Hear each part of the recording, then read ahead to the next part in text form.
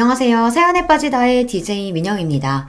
오늘 사연자는 주제도 모르고 자기 잘난 맛에 날뛰는 동서를 참교육해줬다는데요. 과연 어떤 사연인지 들어보겠습니다. 오늘도 두 가지 사연 준비되어 있어요. 끝까지 들어주실 거죠? 그럼 바로 시작할게요. 구독과 좋아요 잊지 말고 꾹 눌러주세요. 안녕하세요. 저는 40대 유부녀입니다.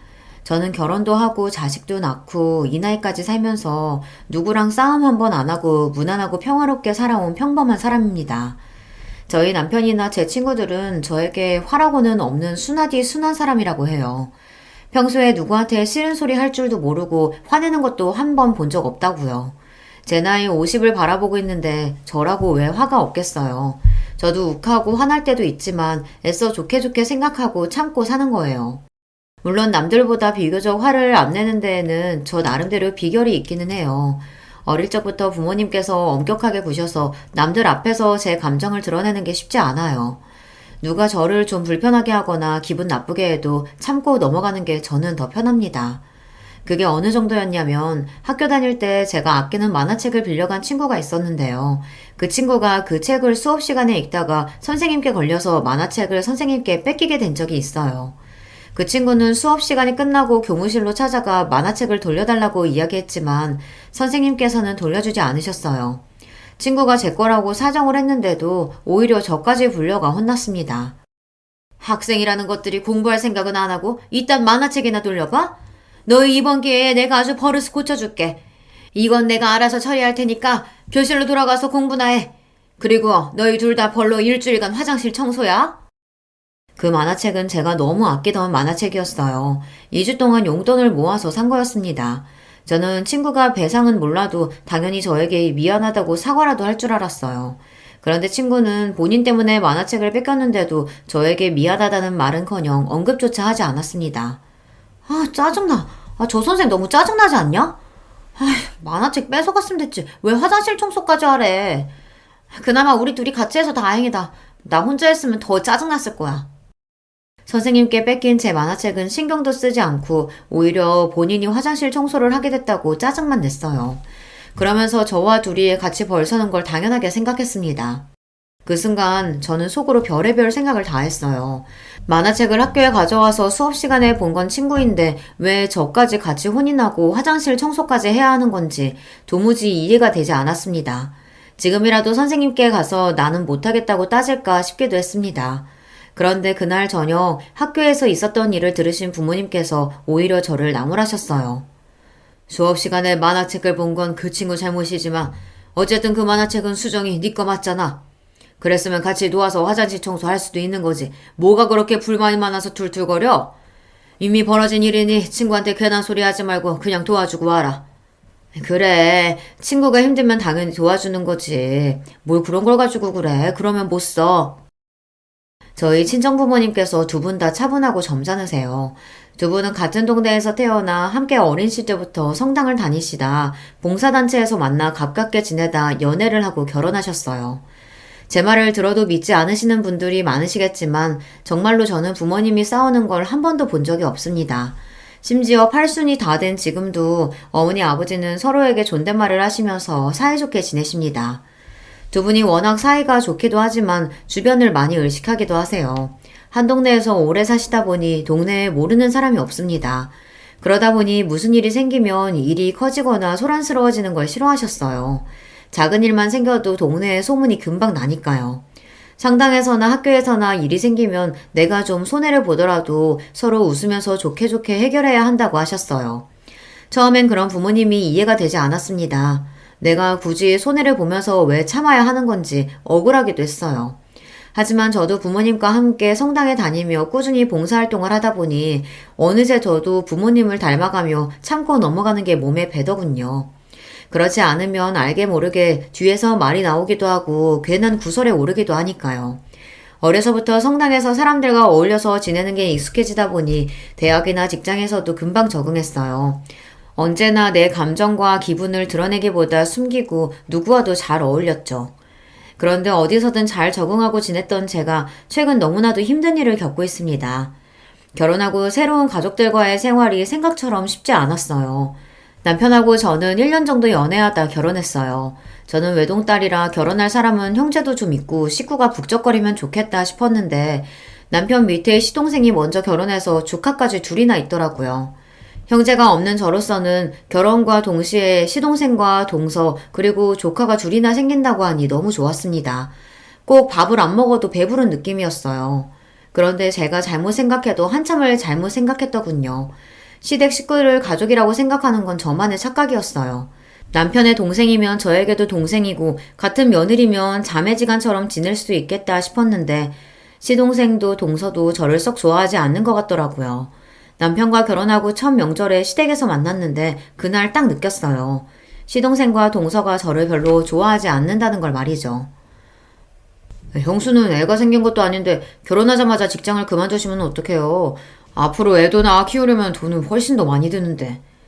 제가 결혼식을 올렸던 때 나이가 30대 중반이었어요.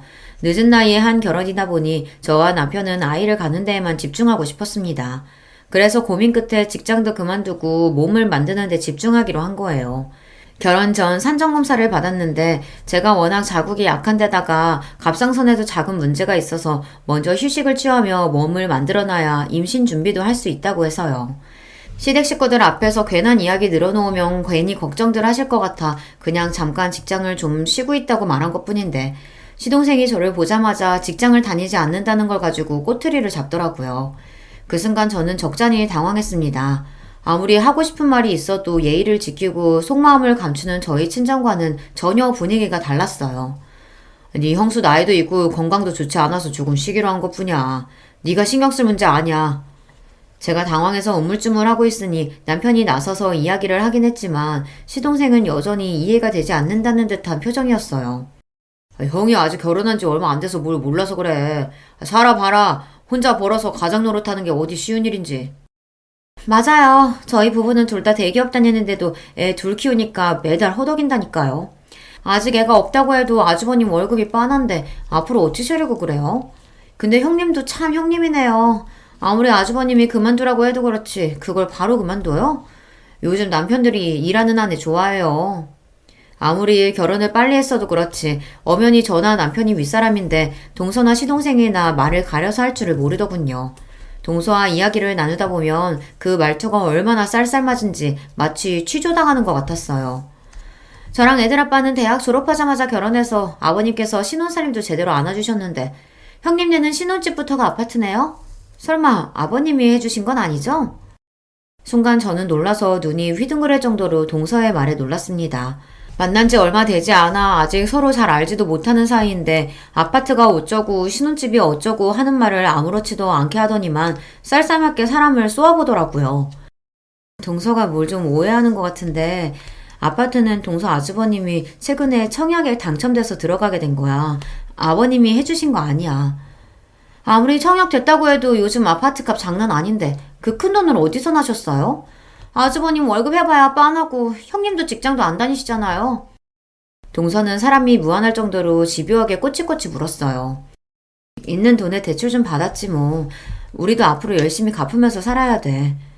동서에게 이런 이야기까지 시시콜콜 해야 하나 싶었지만 이렇게라도 이야기해야 동서가 더는 묻지 않을 것 같아 대충 둘러댔습니다. 그럼 형님 말은 아버님 어머님이 따로 도와주신 건 정말 없다는 거죠? 그 말 믿어도 되는 거죠? 어머님이 장남이라고 아주버님만 매일 싸고 도시니까 도대체 믿을 수가 있어야죠. 에이 아니야 동서. 우리 결혼 준비할 때부터 시부모님 도움 받은 거 하나도 없어. 알잖아. 결혼식 비용부터 신혼여행까지 다 우리가 알아서 한 거.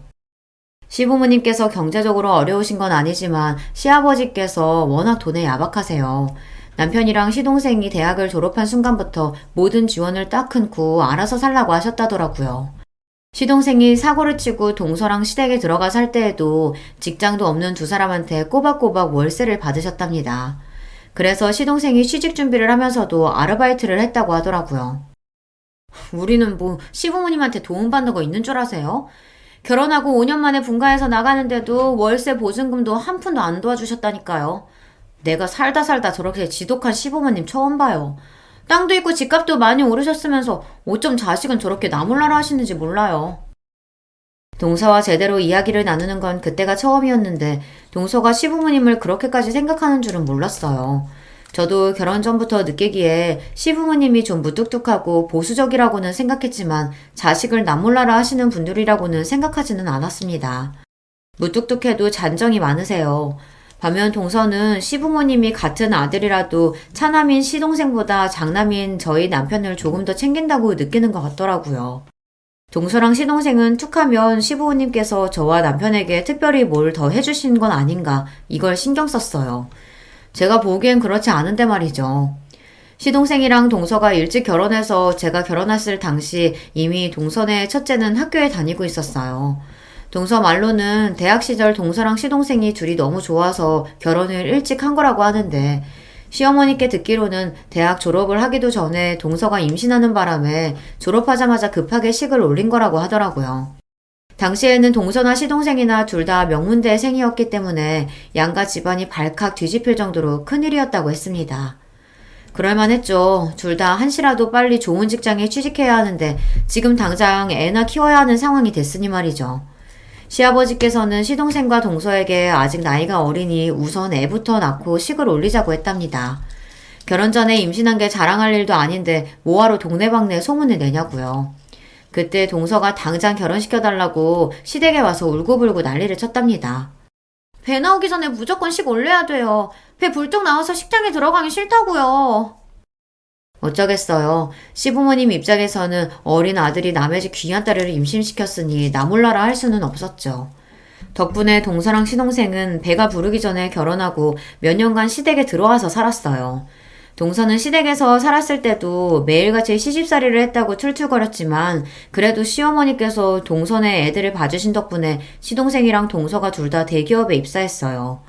동서도 시동생도 어쨌든 시부모님 도움을 받아 애들도 키우고 취직에도 성공했으면서 혹시나 청약으로 당첨된 저희 아파트가 시아버지께서 사준 거기라도 할까봐 안절부절을 못하더라고요. 동서 하는 게 얄미워서 저도 한마디 했습니다. 동서 힘든 거 모르는 건 아닌데 그렇게 말을 하면 안 되지.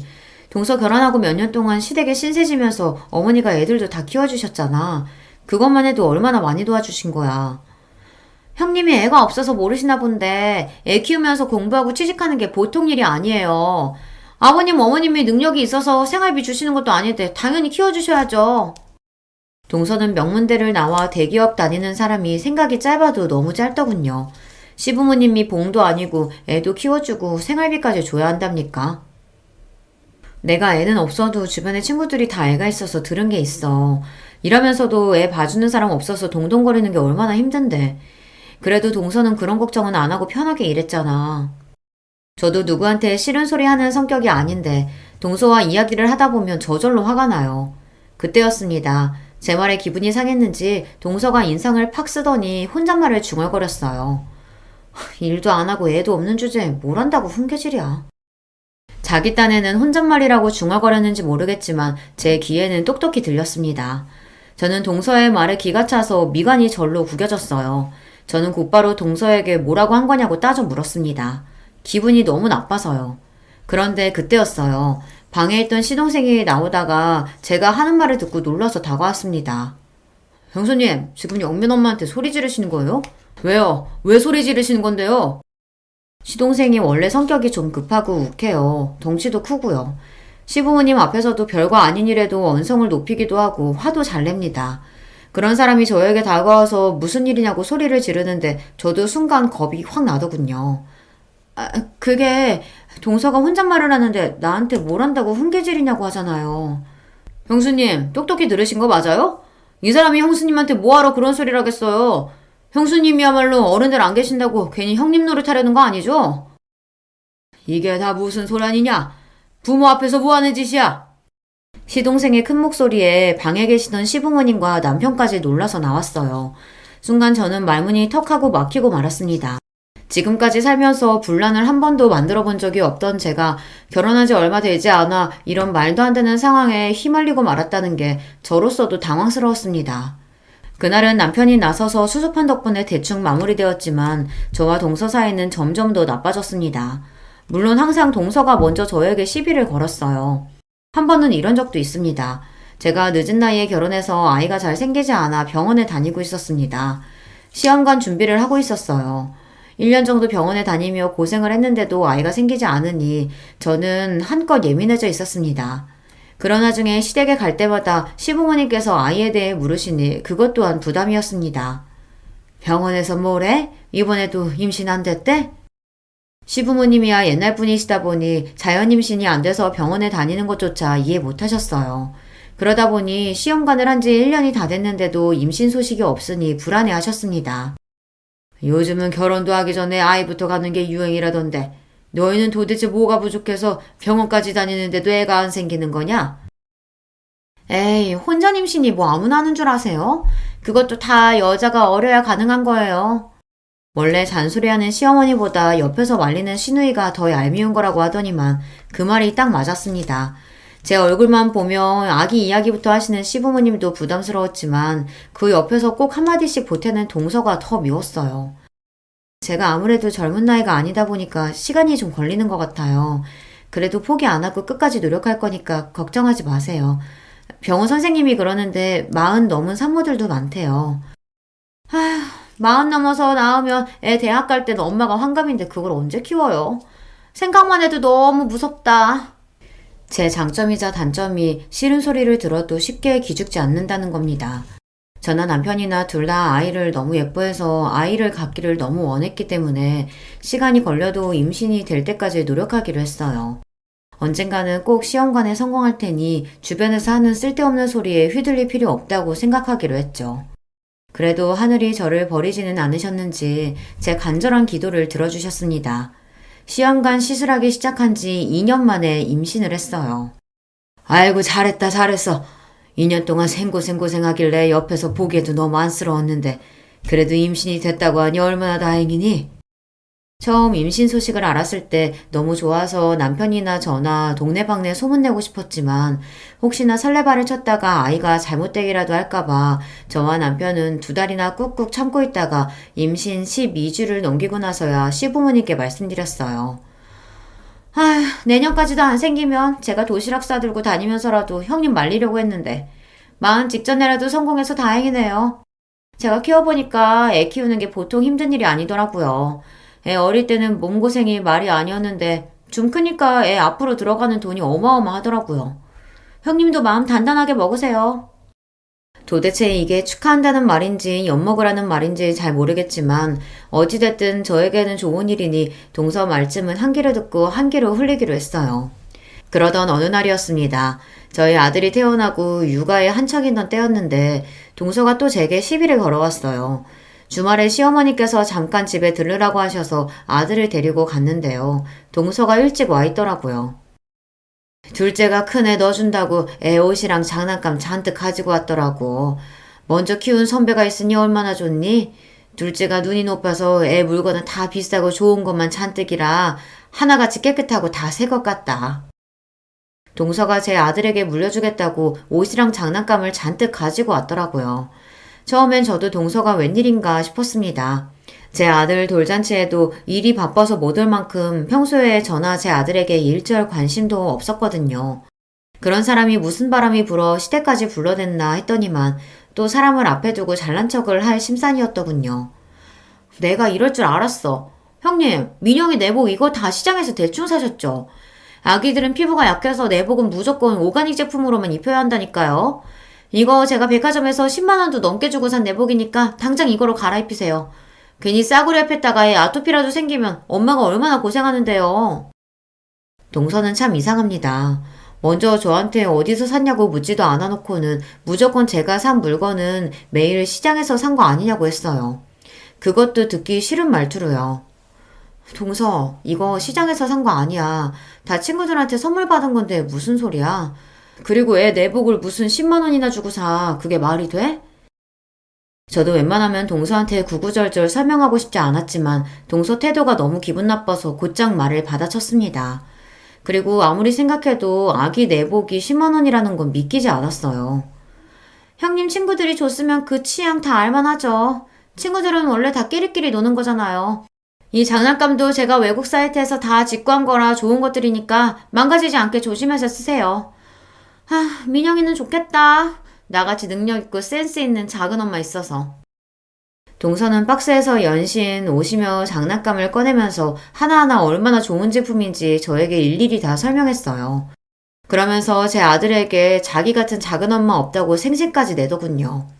물론 동서 딴에는 저를 위해서 가져온 거겠죠. 그런데 동서가 하는 말을 가만히 듣고 있으면 어쩐지 기분이 상했어요.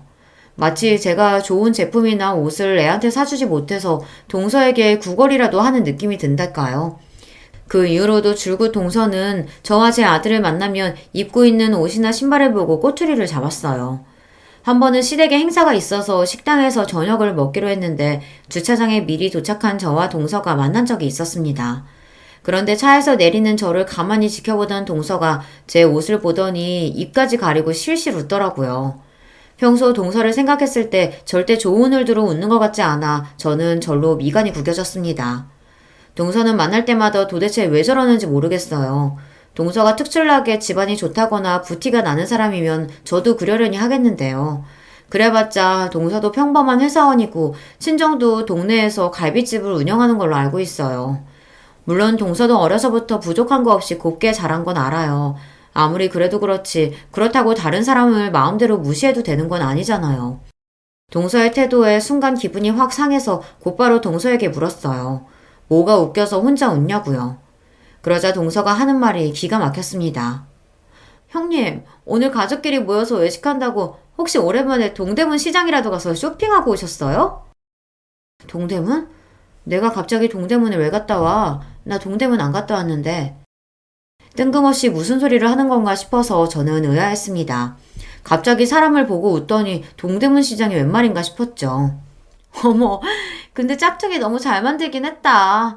다른 사람이 입었으면 깜빡 속을 뻔했어요. 형님, 아무리 몰라도 그렇지 이런 건 돈 주고 사지 좀 마요. 이거 샤넬 짝퉁이에요.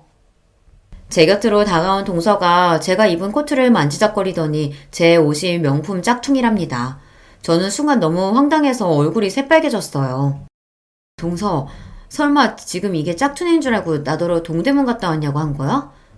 동서, 이거 짝퉁 아니야. 이거 진짜 샤넬이야. 식당 지하주차장에서 제가 이런 이야기를 할 줄은 몰랐는데 너무 억울해서 가만히 있을 수가 없었습니다. 그런데 제 말에도 동서는 오히려 더 크게 웃었어요. 아우, 형님, 뭘 그렇게 정색하세요. 알았어요, 알았어. 제가 너무 큰 소리로 말해서 형님이 쪽팔리셨나 보네. 걱정하지 마세요. 제가 가족들 앞에서는 비밀로 해드릴게요. 근데 앞으로는 이런 거 사지 마세요. 이런 티나는 짝퉁 살 바에야 그냥 보세에서 깨끗한 거 사서 입는 게 형님한테 더 어울려요. 저는 지나가던 사람에게 뒤통수라도 얻어맞은 것처럼 뒷골이 다 얼얼했습니다. 황당해서 말문이 턱 막혔어요. 그런 와중에 동서는 자기 할 말만 하고는 그대로 식당으로 올라가 버렸습니다. 그날 이후 동서를 만나기로 하면 저도 모르게 긴장이 됐어요. 동서가 오늘은 또 나를 보고 무슨 말을 할까 싶어 긴장됐습니다. 그래서 괜히 옷차림이나 겉모습에 신경을 쓰게 됐어요. 남편이나 아들도 마찬가지였습니다. 동서는 제 남편이나 아들을 보고도 이런저런 말을 하다 보니 제가 더 챙길 수밖에 없었어요. 그뿐만이 아니에요. 한 번은 우리 집에 온 적이 있었는데요. 동서는 남의 집에 와서도 그 쫄싹거리는 입을 또 함부로 놀렸습니다. 역시 대단지 아파트가 좋기는 좋다. 지은 지 얼마 안 된 집이라 그런지 단지 안에 공원도 있고 헬스장도 있고 애들 유치원에 학교까지 너무 잘 돼 있어서 멀리 갈 필요도 없겠어. 둘째 너희들도 맨날 놀러만 다니지 말고 빨리 돈 좀 모아서 아파트 사. 언제까지 애 둘 데리고 그 작은 빌라에서 살 거야? 발단은 시아버지께서 우리 집을 보고 좋다고 한마디 한 데서 시작됐습니다. 시아버지께서 대단지 아파트인 우리 집이 좋다고 칭찬하면서 동서네랑 비교하자 동서가 기분이 상했는지 눈빛이 확 변하더라고요. 에이, 듣자니 아주버님들도 다 대출이다던데요, 뭐. 에휴, 아주버님 혼자 벌어서 대출 원금에 이자까지 어느 세월에 다 갚겠어요? 저는 아무리 가장이라도 남자한테 그런 부담 주고 싶지 않아요. 같은 말을 해도 동서는 참 얄밉게 하는 기술이 있어요. 굳이 말한 적도 없는 대출 이야기를 꺼내더니 마치 제가 제 욕심 때문에 남편을 힘들게 하는 여자인 것처럼 이야기하더군요. 아파트 평수 크겠다, 애 키우기 좋겠다. 평생 이 집에서 살면서 차근차근 갚아나가면 되지 뭐가 걱정이야. 이런 집도 못 들어오는 사람이 허다한데. 여보, 우리도 집 팔아서 그냥 여기로 올까? 나이 들어서 오래된 주택 살려니까 우리도 이제 힘이 붙여서 힘들잖아. 저희 집이 마음에 드셨는지 시아버지는 40년 넘게 산 집을 팔고 이사를 올 생각까지 하셨어요. 좋은 생각이에요, 아버지. 여기 살기도 좋지만 이세박 지은 신축이라 앞으로 오르기만 할 텐데요. 지금이라도 이사 오시면 좋죠. 어떻게 제가 부동산에 알아볼까요? 안 그래도 시아버지 시어머니께서 이제 연세도 있으신데 오래되고 낡아 손 많이 가는 주택에 사시는 걸 남편이 많이 걱정했었는데요. 시아버지께서 아파트로 이사할 생각이 있다고 하시니 반기는 분위기였죠. 그런데 그때였어요. 시아버지께서 이사 이야기를 꺼내자마자 동서가 시동생의 허리를 팔꿈치로 쿡 찌르는 모습이 보였습니다.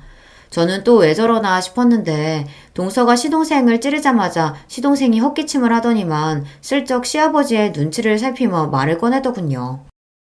평생 주택에서만 사시던 양반이 답답하게 아파트에서 어떻게 살아요. 이왕 말 나온 김에 지금 사시는 집 팔고 지방에 공기 좋은 데로 옮기시는 건 어때요?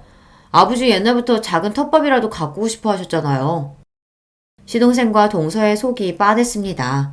옛날부터 시아버지께서 가지고 계신 땅이랑 집을 언제나 팔아서 본인들을 좀 도와줄까 눈치만 살피더니 이 김에 또 그 이야기를 꺼내는 거죠. 남편이 시동생의 그런 시커먼 속을 모를 리 없었습니다. 너 무슨 소리 하는 거야? 아버지 지금 사시는 주택도 관리하기 힘들다고 하시는 건데 이혼세 갑자기 시골로 가서 어떻게 살아? 형이야말로 아버지더러 이 비싼 아파트에 어떻게 들어오라고 그런 태평한 소리를 해. 그 오래된 주택 팔아봐야 얼마 되지도 않을 텐데. 아버지, 애들도 시골에 놀러 가고 싶다고 하더라고요. 아버지랑 어머니랑 시골에 터 잡고 사시면 애들도 농촌 체험하고 좋잖아요. 철딱서니 없는 소리 하고 있네. 아버지 어머니가 다 늙어서 네 자식 농촌 체험 시켜주시겠다고 농사지시냐? 말이 되는 소리를 해야지 너. 괜히 아버지 땅이랑 집 욕심내지 말고 직장생활이나 열심히 해. 형, 말이면 단 줄 알아? 내가 언제 아버지 집에 욕심냈다 그래. 아니거든. 아이고 또 시작이다. 너희들은 장가가고 자식까지 낳았으면서도 아직도 싸우냐? 그만 좀 해. 이 자식이 자꾸만 철없는 소리 하니까 그렇죠. 내가 철이 없긴 뭐가 없냐? 형이야말로 내 앞에서 잘난 척 좀 그만해. 그래봤자 내가 형보다 대학도 좋은 대학 나오고 연봉도 훨씬 높거든.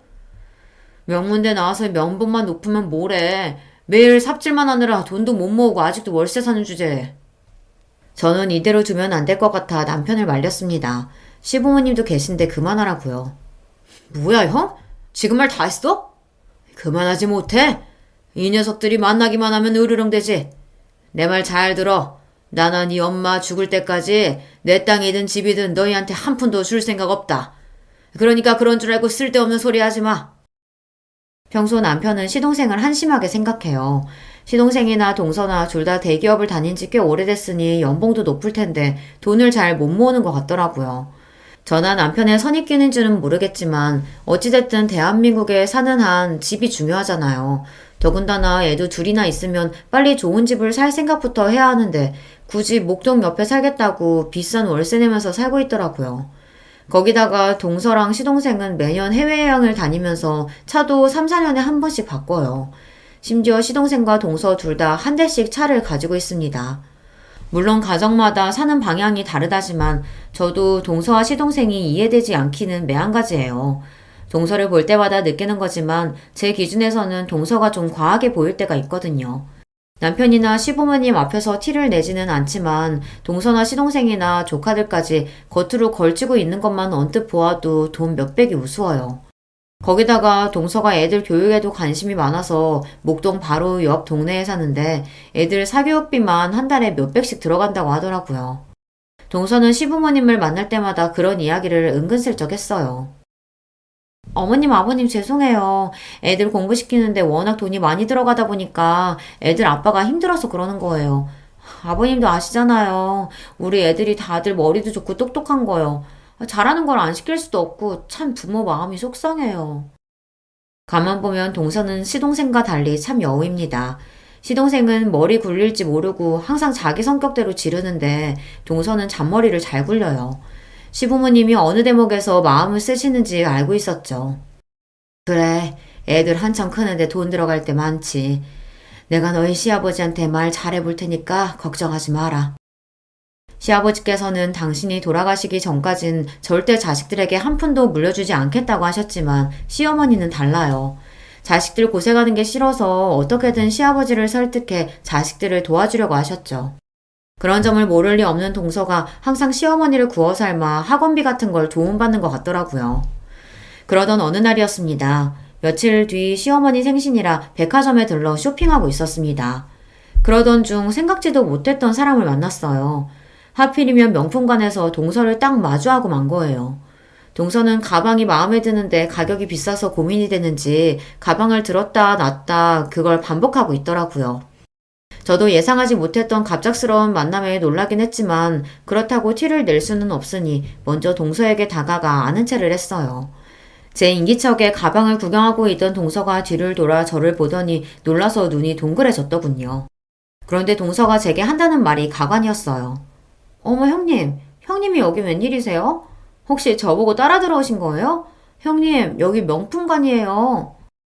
동서는 제가 백화점 명품관에 있는 게 말이 안 된다는 듯 눈을 날카롭게 뜨더니 명품관이라는 단어에 힘을 주고 말하며 사람을 무안하게 만들었어요. 그 모습에 저도 모르게 기분이 확 상하더군요. 동서, 나를 뭘로 보고 그런 소리 하는 거야? 나도 알아. 여기 백화점 명품관인 거. 나 어머님 생신 선물 사러 왔거든? 싸가지 없는 동서에게 굳이 이러니 저러니 설명하고 싶지 않았지만 동서의 태도가 하도 재수없어서 저도 모르게 시시콜콜 설명하게 되더군요. 그런데 그때였어요. 동서가 손에 들고 있던 가방을 툭 내려놓더니 고개를 삐딱하게 세우며 저를 쏘아보더군요. 와, 사람이 무식하면 용감하다더니 그 말이 딱 맞네요. 여기 물건이 얼만 줄 알고 들어오신 거예요? 형님 주제에 백화점이라니 말이 돼요? 그냥 이 뒤에 남대문이나 가세요. 거기 가면 형님 수준에 딱 맞는 거 많아요. 순간 저는 제 두 귀를 의심했습니다. 동서가 저를 향해 한 말이 맞나 싶어서요. 그런데 이 상황이 꿈이 아니라 실제 상황이 맞더군요. 동서가 저에게 진심으로 한 말이 맞았어요. 동서의 태도가 너무 황당해서 저는 말문이 턱하고 막히고 말았습니다. 세상에 이 정도로 싸가지 없는 동서가 또 있을까요? 아무리 우리가 살가운 사이는 아니라고 해도 그렇지 사람들도 있는 앞에서 형님인 저에게 제 수준에 맞는 남대문이나 가라뇨. 저는 곱씹으면 곱씹을수록 기가 차서 표정 관리도 되지 않았습니다. 너무 기가 막혀서 저는 생각할 것도 없이 허리에 손을 얹고 동서에게 한마디 하려던 참이었어요. 그리고 반드시 사과를 받아낼 생각이었습니다. 그런데 그때였어요. 제가 주문한 시어머니 가방을 포장해서 나오던 명품관 직원이 저와 동서의 이야기를 들었는지 놀라서 헐레벌떡 달려오더군요. 어머 고객님, 무슨 말씀하시는 거예요? 여기 계신 이수정 고객님은 저희 매장 VVIP 고객님이십니다. 이수정 고객님 죄송합니다. 고객님께서 괜찮다고 하셔도 평소대로 VIP룸으로 모셨어야 하는데 저희 매장에서 이런 일을 겪게 해드려서 죄송해요. 사과해야 할 사람은 동서인데 애꿎은 명품관 직원이 더 놀라 허리까지 숙이며 저에게 사과했어요. 저는 아니라고, 이건 직원 잘못이 아니라고 손사래를 쳤습니다. 아니에요. 이게 왜 이 실장님 잘못이에요. 잘못은 언제나 생각이 짧고 경솔한 우리 동서가 했죠. 괜찮으니까 가방 주시고 일 보세요.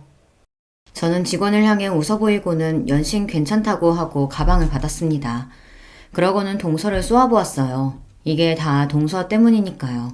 그런데 동서도 당황하긴 매한가지더군요. 제가 백화점 VVIP라는 말에 놀랐는지 눈동자가 마구 흔들리고 있었어요. 아니, 이 실장, 이게 무슨 말이야? 형님이 백화점 VIP라니 뭔가 잘못한 거 아니야? 그 와중에도 동서는 이 상황이 이해가 안 되는지 애꿎은 명품관 직원을 붙잡고 잘못한 것 아니냐고 다그쳤어요. 그 모습이 참 한심했습니다. 동서는 나보다 나이도 훨씬 어리면서 귀가 어두운 거야? 아니면 말귀를 못 알아듣는 거야? 나 이 백화점 VVIP 맞거든? 그러니까 더 망신당하기 싫으면 그 입 좀 다물어. 네, 맞습니다. 저는 백화점 VVIP가 맞아요. 제 입으로 이런 이야기 하는 게 민망해서 지금까지 동서에게 티는 안 냈지만 사실은 제가 사람들이 흔히들 말하는 금수저예요. 동서가 아무리 본인이 대기업을 다니고 친정이 잘났다고 제 앞에서 잘난 척을 해도 저희 친정만은 못합니다. 평소 제가 시장을 자주 다니고 중고도 애용하지만 백화점 VVIP인 건 사실이에요. 우리 친정 부모님이 부자이니까요. 아버지께서 웬만한 사람들은 다들 아실 만한 제약회사 대표입니다. 그러다 보니 제가 어려서부터 주변 사람들을 의식하면서 살아올 수밖에 없었어요. 항상 주변에 우리 가족들을 지켜보는 시선이 많았거든요. 그래도 외동딸이다 보니 부족한 거라고는 없이 풍족하게 자랐습니다. 물론 아버지께서 하시는 사업에 민폐가 되지 않기 위해 저나 어머니나 평생을 사람들 입에 오르내리지 않도록 조용히 사느라 고생을 하긴 했지만 그만큼 경제적인 보상은 확실히 받았습니다. 초, 중, 고 다닐 때도 가방이며 옷이며 신발은 항상 백화점 명품관에서 사는 게 저에게는 당연한 거였어요. 그러다 보니 백화점에서 VIP 대접을 받는 건 언제나 익숙했죠. 제 주변에 아는 사람들도 다들 그러니까요. 저도 다른 지인들처럼 조건 맞는 사람들과 선도 보고 소개도 많이 받았지만 만남이 잘 이루어지지 않았습니다. 그러다가 늦은 나이에 남편을 만난 겁니다. 남편은 비교적 평범한 가정에서 평범하게 살아온 사람이라 좋았어요. 부모님도 제가 시집을 못 갈 줄 알았는데 늦게라도 남편을 만나 다행이라고 하시며 흔쾌히 허락해 주셨습니다. 저는 굳이 저에 대해 숨길 생각은 아니었어요. 결혼 초부터 동서나 시동생이 시부모님 재산을 가지고 항상 예민하게 구는 모습을 보니 자세하게 말하지는 않았지만 사실 저와 남편이 결혼할 때 청약으로 받았다고 했던 아파트도 사실 친정아버지께서 대학 졸업할 때 선물로 주신 거예요. 그런 이야기를 시동생이나 동서에게 하는 게 아무래도 민망해서 하지 않은 겁니다. 제 경험상 저희 부모님 이야기를 하면 100의 반은 부러워하지만 나머지 반은 질투하면서 싫은 소리를 하더라고요. 나중에는 부모님 덕분에 제가 긍정적인 거라는 등 저에게 돈 걱정 없어서 태평하다는 등 비아냥거리기도 하고요. 그런 말들이 다 틀린 말은 아니지만 제가 직접 들을 때마다 마음이 상할 때가 있었어요. 그래서 굳이 주변에 집안 이야기를 잘 안 해요. 거기다가 남편 말이 만약 우리 집에 잘 산다는 걸 시동생이나 동서가 알게 되면 시부모님을 더 괴롭힐 거라고 했습니다. 부모님께 우리는 돈 걱정 없으니까 자기들한테 땅이고 뭐고 지금 당장 다 넘겨달라고 조를 게 뻔해. 그러니까 웬만하면 우리 상황 이야기하지 말자. 저도 남편 말에 동의했어요. 동서랑 시동생은 자기들이 좋은 직장 다니고 연봉도 높다고 매일 자랑하면서도 시부모님께 돈 챙기는 꼴을 못 봤습니다.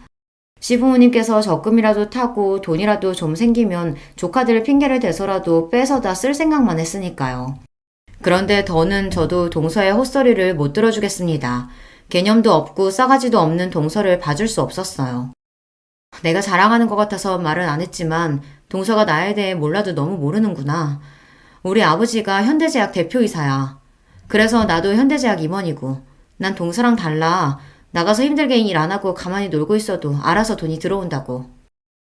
저는 결혼 전까지 아버지의 회사 일을 함께 돕다가 결혼한 지금은 아버지 회사에서 임원직으로 있어요. 진작에 증여받은 주식이랑 건물도 있어서 아무것도 하지 않아도 달마다 생활비가 척척 들어옵니다.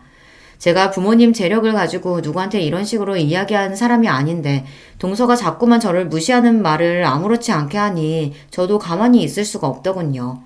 지렁이도 밟으면 꿈틀한다는데 동서의 무례함에 저도 도저히 참을 수가 없었어요. 말도 안 돼. 형님 친정이 현대제약이라고요? 형님네 부모님 매일 봉사 다니시고 그러셨잖아요. 그래서 매일 지질이 공상으로 사는 줄 알았는데. 동서는 잘못 생각해도 한참을 잘못 생각했더군요. 제가 집에서 아이 키우며 살림만 하며 사는 걸 보고 지질이 궁상으로 사는 줄 알았나 봐요. 동서가 공부만 해서 그런가? 세상을 너무 모르네. 우리 친정부모님 연세에 재력 없으면 남을 어떻게 도와. 다 재력이 있으니까 남도 도움에 사는 거지. 이제 보니 형님이나 형님네 친정이나 엄청 음흉하시네요. 남 돕는다고 잘난 척은 다 하시더니만 백화점 VVIP신 거 보니까 겉으로만 남 돕는다 그러고 뒤로는 꽤 사치 부리시나 봐요. 동서는 저를 무시하고 깔아뭉개려고 하다 안 되니 이제는 저로도 모자라 친정 부모님까지 끌어다가 모욕을 하더군요. 동서가 뭔데 우리 부모님까지 끌어다 막말을 해? 동서가 무슨 말을 해도 동서는 일개 회사원이고 나는 백화점 VVIP라는 사실은 안 변해. 그러니까 이제 그만 나한테 사과해. 동서는 하나만 알고 둘은 모르더군요. 제가 백화점 VVIP인 게 질투가 나면서도 어떻게든 그 점을 가지고 사람을 몰아붙이려고 사치스러운 거로 몰아가더군요. 저도 가만히 받아줄 생각은 없었습니다. 동서의 무지함과 몰상식함을 받아주는 건 이제 끝이거든요. 사과는 무슨, 제가 뭘 잘못했다고 형님한테 사과를 해요. 저 잘못한 거 없어요. 제가 전과는 다르게 행동하니 동서도 많이 당황했는지 잘못한 거 없다고 소리를 지르면서도 혼자 손을 부들부들 떨면서 어쩔 줄 몰라 했습니다. 어떻게든 나를 이겨보겠다고 입에 개거품을 물고 이야기하는데 소용없었죠. 동서가 나한테 잘못한 게 없어? 좋아. 난 무슨 일이 있어도 동서한테 사과를 받아야겠어. 그 순간 재수없는 동서의 얼굴 뒤로 조금 전까지 동서가 만지작거리고 있었던 가방이 눈에 들어오더군요. 저는 이거다 싶었습니다. 동서가 아무리 대기업을 다닌다고 해도 어차피 월급쟁이잖아. 월급 받아봐야 뻔한데 동서야말로 명품은 무리 아니야? 이왕 온 거 동서가 아까부터 계속 주무르던 가방 내가 저거 사줄게.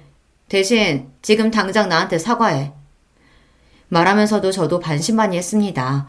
평소 제 앞에서 똑똑한 척이란 똑똑한 척은 다 하던 동서가 명품 가방 하나 갖겠다고 자존심을 구기고 사과할까 싶어서요. 그런데 동서는 자존심이란 없는 사람이었습니다. 명품 가방을 사주겠다는 말에 곧바로 얼굴에 미소가 번지더군요. 형님, 진짜예요? 제가 사과만 하면 저 가방 사주실 거예요? 그러더니 제 말이 진짜냐고 확인까지 했습니다. 그 순간 기가 차서 웃음이 다 튀어나오더군요. 저는 사실이라고 사과만 하면 저 가방을 이 자리에서 바로 사주겠다고 했습니다. 그러자 동서는 고민도 안 하고 제 앞에 고개를 숙였어요. 형님, 죄송해요. 제가 이렇게 뭘 몰라요. 지금까지 형님을 몰라봤어요. 앞으로는 절대 형님 기분 상하게 하는 일 없을 거예요. 동서가 이런 애인 줄은 꿈에도 몰랐습니다. 평소 명품, 돈 좋아하는 건 알았지만 이 정도인 줄은 몰랐어요. 원래 미운 놈 떡 하나 더 준다고 하잖아요. 동서가 아무리 거지 같아도 약속은 약속이니 저는 바로 명품관 직원에게 가방을 포장해달라고 했습니다. 그러자 동서가 설레발을 치며 발을 동동 구르더군요. 그러더니 제 손을 부여잡았어요. 어머 형님 진짜 사주시는 거예요? 대박 형님 최고! 이렇게 쉽게 동서에게 사과를 받을 줄 알았으면 진작 사줄 걸 그랬습니다. 그리고 순간 차라리 이 김에 동서 길을 확 죽이자 싶더군요. 나 빈말하는 사람 아닌 거 몰라? 동서도 앞으로는 정신 좀 차리고 나한테 형님 대접 똑바로 해. 앞으로 어떻게 하는지 내가 똑똑히 지켜볼 거야. 어머 형님도 참 제가 뭘 어쨌다고. 저야 형님이 편하고 좋으니까 그랬던 거죠. 암튼 가방 너무 감사해요. 앞으로 제가 형님한테 진짜 잘할게요. 동서에게 이런 면이 있는 줄은 몰랐습니다. 제가 별 볼 일 없어 보일 때는 본인이 대기업쯤 다닌다고 얼마나 잘난 척을 했는지 몰라요. 거기다가 사람을 면전에서 마음대로 무시하더니만 명품 가방 하나에 눈웃음을 살살 치더군요. 이왕 이렇게 된 거 저는 차라리 잘 됐다 싶었습니다. 제가 아무리 미워해도 동서와 제가 동서지간이라는 사실은 변하지 않으니 이 기회에 동서를 확 휘어잡아서 제 마음대로 주무를 수 있을 것 같았어요. 그날 이후 동서와 저와의 관계는 180도 달라졌습니다. 명품 가방도 가방이지만 저희 친정이 빵빵하다는 걸 알고 나서는 동서가 일절 저를 무시하거나 막말을 하지 않았어요. 오히려 제가 한마디 하거나 싫은 소리를 해도 실실 웃어 넘기더군요. 이번 어머니 생신에는 동서가 미역국 끓여오기로 한 거 안 까먹었지? 어머니는 고기 말고 굴러온 거 좋아하시니까 꼭 굴러와서 준비해. 그럼요. 형님이 저번부터 신신당부하셔서 제가 진짜 굴이랑 미역 사뒀어요. 걱정하지 마세요. 참, 아주버님께 들었는데 형님은 굴 싫어하신다면서요? 제가 형님 드시게 따로 고기만 넣어서 끓여갈게요. 시댁 일이라면 매번 본인이 바쁘다는 핑계로 저에게 떠넘기려고 하더니만 이제는 시키지 않아도 다 알아서 하고 심지어 저까지 챙기더라고요. 이유가 어찌됐든 동서에게 형님 대접을 제대로 받을 줄 알았으면 진작 저에 대해 솔직하게 다 이야기할 걸 그랬나 봐요. 물론 사람 성격이 어디 가는 건 아니다 보니 동서는 지금도 제가 입은 옷이나 산 물건을 보고 생각 없이 말을 툭툭 할 때도 있지만요. 제가 슬쩍 쳐다보기만 해도 이제 눈치를 봐요. 어머, 형님 눈빛 무서워요. 알겠어. 농담이에요. 요즘 같으면 아주 시댁 갈 맛이 납니다. 제가 아무것도 안 해도 동서가 알아서 척척하니 몸도 마음도 편해졌어요. 명품 가방 파리에 언제까지 갈 줄은 모르겠지만 뭐 어때요. 슬슬 동서가 다시 기어오르기 시작하면 하나 더 사주고 부려먹죠 뭐. 저도 제가 이런 짓까지 할 줄은 몰랐는데 사람이 이에는 이, 눈에는 눈이라는 말이 맞더군요. 개념 없는 동서에게는 똑같이 개념 없이 상대하니 제 마음이 좀 편해졌습니다.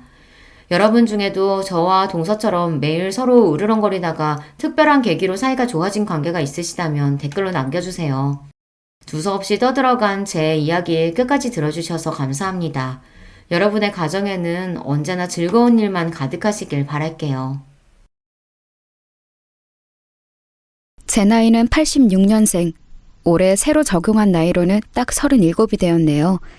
요새 결혼을 많이들 늦게 한다고 하지만 그래도 주변 친구들 거의 다 결혼하고 저 혼자만 미혼이었던 걸 감안하면 그래도 조금 늦은 감이 없지 않아 있네요. 물론 거기에는 이유가 있었습니다. 저는 어릴 적부터 공부벌레로 자랐습니다. 석사 졸업을 한 이후에 잠시 직장 생활을 하기도 했지만 공부에 대한 욕심이 계속 생겨서 비교적 늦은 나이에 박사과정에 지원을 했습니다. 연구실 동기들 중에는 나이가 제일 많았어요. 연애를 아예 안 해본 것은 아니지만 길게 해봐야 1년 남짓. 그마저도 공부한다는 핑계로 깊은 관계를 맺지는 못했습니다. 그러다가 같이 박사과정을 준비하던 2살 연하의 남편을 만나 힘들었던 시기를 함께 이겨내며 정을 쌓았고 결국엔 그것이 부부의 연으로까지 이어지게 되었습니다.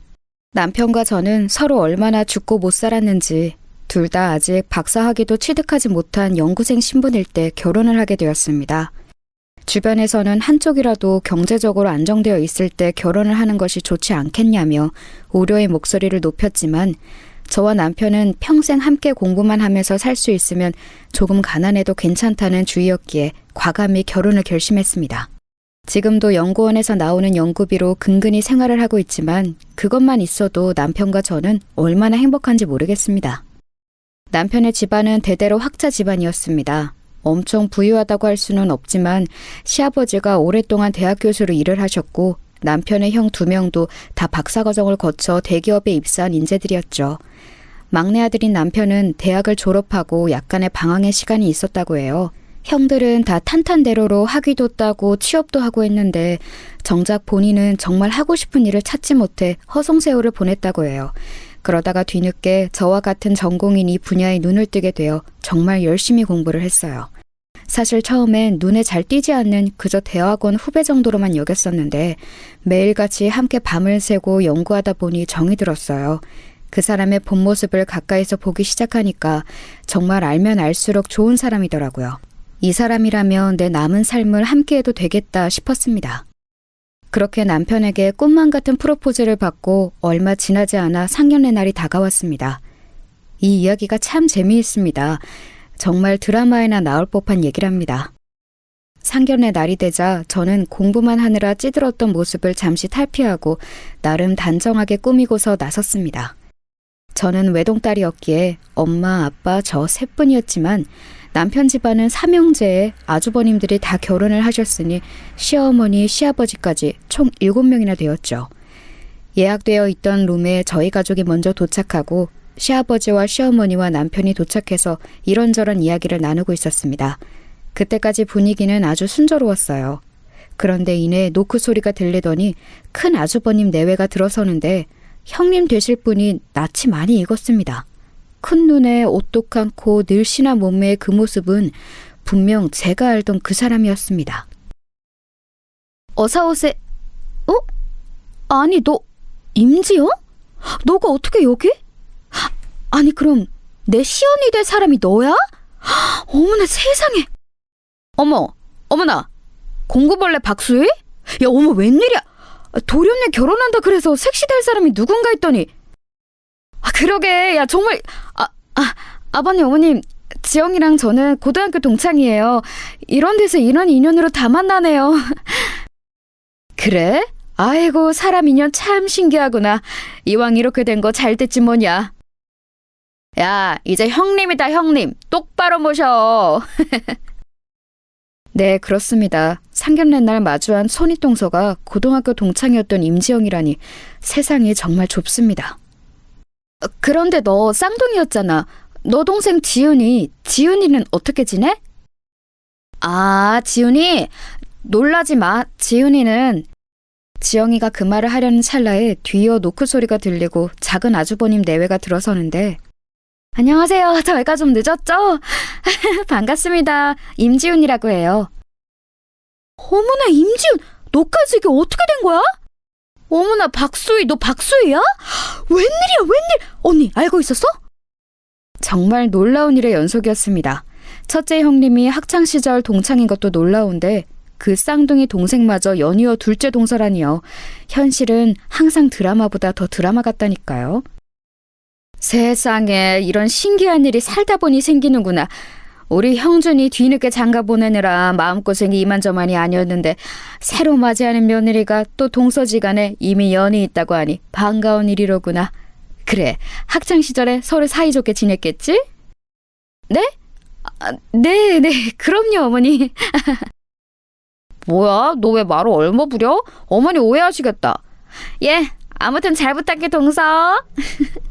형님은 제 팔뚝을 살짝 꼬집으며 이를 꽉 깨물면서 얘기했습니다. 자기들도 뭔가 찔리는 게 있긴 있나 보죠. 이게 무슨 이야기냐고요? 사실 제가 말을 얼버무린 데에는 다 이유가 있었습니다. 제 손윗동서가 될 임지영, 임지은 쌍둥이 자매는 학창시절 알아주던 일진이었거든요. 저는 공부만 했기 때문에 직접적으로 부딪힐 일은 많지 않았지만 사실 별로 좋지 않은 기억이 있는 친구들입니다. 고등학생 시절부터 술, 담배는 물론 남자친구도 쉼없이 갈아치우던 친구들이었어요. 게다가 언니가 사귀던 남자를 동생이 사귀기도 하고 동생이 사귀던 남자를 언니가 사귀기도 하고 막장도 그런 막장이 없었습니다. 그도 그럴 것이 둘 다 외모가 눈에 부시게 예뻐서 같은 학교 학생들은 물론 방과 후엔 옆 학교 남학생들까지 이 자매들을 보려고 줄을 설 지경이었습니다. 허구한 날 연예기획사 명함을 받은 것은 일상이었습니다. 술, 담배만 하면 자기들 수면 단축하는 거니까 그러려니 해도 학생들 사이에서도 평판이 좋지 않았습니다. 동급생들 돈을 뺏기도 하고 학교가 끝나면 폭주족 오빠들이 데리러 와서는 밤새 놀다가 아침에 다시 커다란 오토바이 굉음을 내며 학교로 데려다주곤 했습니다. 화려하다고 해야 할지 몰상식하다고 해야 할지 그 두 자매는 정말 문자 그대로 일진의 안 좋은 예를 있는 그대로 보여주는 학생들이었습니다. 그런 자기들의 과거를 알고 있는 제가 가족이 될 상황에 놓여 있으니 아마 적잖이 당황했겠죠? 아무튼 오늘은 좋은 날이니까 우리 과거는 잊고 앞으로 가족으로서 행복하게 지내자. 언니보다 항상 더 능청과 넉살이 좋았던 작은 형님이 구렁이 담 넘어가듯 그 상황을 모면하려고 하자 의아해하시던 시어머님이 한 말씀 하셨습니다. 응? 과거는 있자니 니들 학창시절에 사이가 안 좋기라도 한 거니? 어머, 아니에요, 어머님. 우리가 고등학교 때 얼마나 친했는데요. 맞지, 수희야? 아니, 동서? 사실 학창시절에 저한테까지 그렇게 피해를 주지도 않았고 저도 차라리 아예 모르는 손윗동서보다는 실체를 아는 사람들이 손윗동서인 게 나을 수도 있어서 저는 아무것도 모르는 척 그날 자리를 좋게 넘어가고자 했습니다. 그럼요, 어머님. 형님들이 학창시절부터 얼마나 미모가 뛰어났는지 그때부터 팬클럽이 있었을 정도였다니까요. 어머, 얘 그만해. 다 지난 일이야. 민망하다. 그렇게 두 사람의 과거는 묻어주기로 하고 상견례 자리는 순조롭게 마쳤습니다. 그런데 며칠이 지나지 않아 상견례 날 저와 마주한 형님들은 어떻게 제 번호를 알았는지 제게 전화를 해왔습니다. 여보세요? 야, 수야, 나 지영이. 어? 너가 내 번호를 어떻게 알고? 남편한테 물어봤지. 할 얘기가 있어서. 할 얘기가 뭔데? 그게 너도 알다시피 우리는 서로의 학창시절 모습을 다 알고 있잖아. 그래서 남편이랑 시댁 식구들 앞에서는 그런 거 모른 척 좀 해달라고.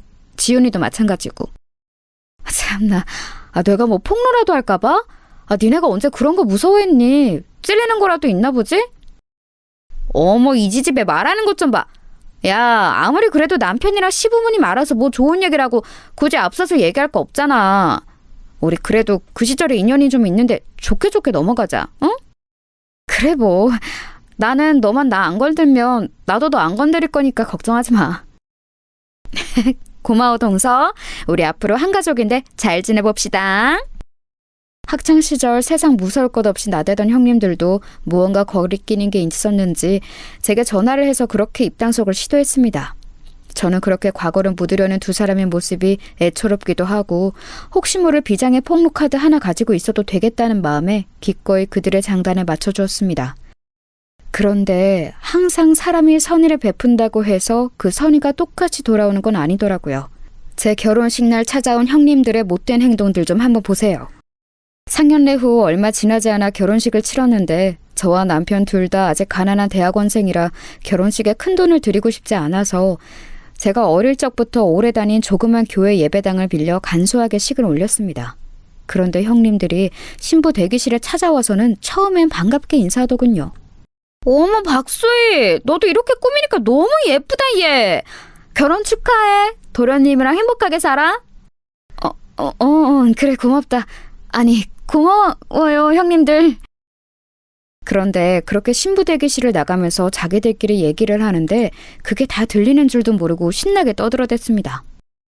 근데 두 사람 신혼집은 어디래? 말도 마 언니, 강북에 전셋집 산대. 뭐 전세? 그것도 강북? 아니 우리 집안 품격에 그게 말이 되는 얘기니? 대말이. 언니도 나도 강남 제일아파트에 사는데 막내 동서가 강북 산다고 하면 어디 가서 쪽팔려서 어떻게 얘기하니? 아우 진짜. 그렇게 골빈 형님들의 대화가 고스란히 저와 신부 대기실에 있던 하객들에게서 들려서 정말 민망함을 감출 수 없었습니다. 그런 줄도 모르고 둘의 대화는 계속 이어졌습니다. 진짜 박수의 인생 불쌍해서 어떡하냐. 이 결혼식장 꼬라지도 봐봐. 이런 데서 무슨 결혼식을 하겠다고. 아휴, 능력 없는 도련님 만나서 후진 결혼식장에 강북 전셋집에. 아이고 불쌍한 우리 동서. 그만해. 언니 다 들리겠어.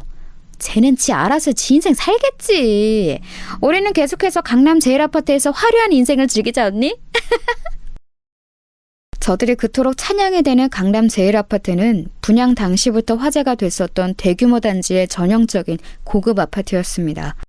거기에다 강남이라는 네임밸류까지 붙었으니 학창 시절부터 머리에 허영만 가득했던 형님들의 콧대가 높을 수밖에 없었습니다. 사실 저는 조그만 결혼식장에서 결혼하는 것도 안 창피하고 강북 전셋집에 사는 것도 안 창피한데 저런 머리가 텅텅 빈 것들이 저희 동서라는 것이 너무나 창피했습니다. 그 자리에서 둘의 일진이었던 과거를 폭로하고 싶었지만 인생에 한 번뿐인 소중한 결혼식 날을 골빈 손윗동서들 때문에 망치고 싶지 않아 그냥 좋게 좋게 넘어갔습니다. 정말 배응망덕하지 않나요? 저는 자기들 수치스러운 과거는 입도 뻥긋 안 하고 이날까지 왔는데 자기들은 새로 가족으로 맞이할 시동생을 저렇게까지 흉보다니요. 걱정해주는 척하지만 사실은 자기들 잘 사는 것을 과시하는 것뿐인 그들의 태도에 정말 화가 났습니다. 식이 끝나고 따로 찾아가 한마디 할까 했지만 일단은 참기로 했습니다. 그래도 그렇게 언짢았던 결혼식과는 상반되게 신혼생활은 행복하기 그지없었습니다. 남편과 밤새서 연구실에서 쪽잠을 자면서 하던 연구를 이제는 집이라는 한 공간에서 같이 할 수도 있고 남편도 저도 너무나 사랑하는 분야의 공부를 할 수 있다는 것만으로도 행복한데 그걸 사랑하는 사람과 함께 평생을 할 수 있다는 사실이 너무 행복했습니다. 그렇게 둘만 붙어서 사는 결혼 생활이면 영원히 행복할 수 있을 텐데 아직 대한민국의 결혼 생활은 그럴 수만은 없나 봅니다. 바로 명절이라는 큰 이슈가 기다리고 있었기 때문이죠. 결혼을 하고 몇 달이 지났을 무렵 추석이 다가왔는데요. 이때까지 명절 때 시부모님 댁과 두 아주버님 댁에서 번갈아 가며 모임을 했었다고 하네요. 이번 차례는 큰 아주버님 댁이었습니다. 저는 정말 가기 싫었습니다. 그 잘난 강남 제일아파트로 우리를 불러들여 또 얼마나 자기네가 잘 사는지 거들먹거릴 게 뻔히 보였거든요. 자기들 사는 걸로 거들먹거리는 것까지야 좋다 이거예요. 그런데 왜 아무 부족함 없이 잘 살고 있는 저희 부부까지 걸고 넘어지면서 무시하냐는 말이죠. 그나마 가족들이 다 서울 살아서 명절 당일에만 저녁 식사를 한다고 해서 하루만 참고 견디자는 생각으로 버티기로 했습니다. 그렇게 마지못해 끌려가듯 첫 명절 모임에 간 날 역시 아니나 다를까 큰형님의 거들먹거림은 현관문을 들어서면서부터 시작되었습니다. 처음 들어선 큰형님의 강남 제일아파트는 정말 입이 떡 벌어질 정도로 세련되고 좋았습니다. 어머 막내 서방님 동서 어서 들어와.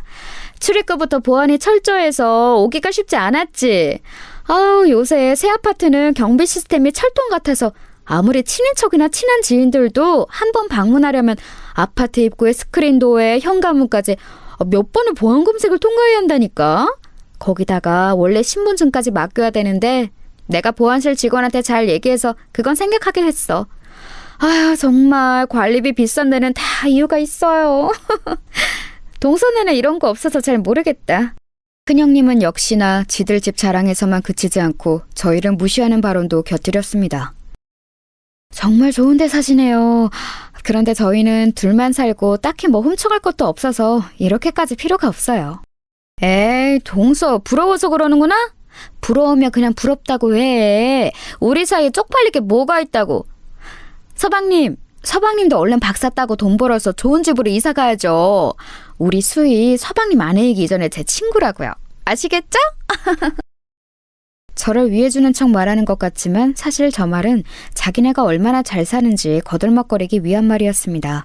생각해보면 자기 능력도 아니고 얼굴 좀 반반한 걸로 공부만 한 새님 같은 큰아주머니 꼬셔서 아주버님의 재산을 누리고 사는 주제에 마치 자기가 뭐라도 되는 양 구는 게 같잖았습니다.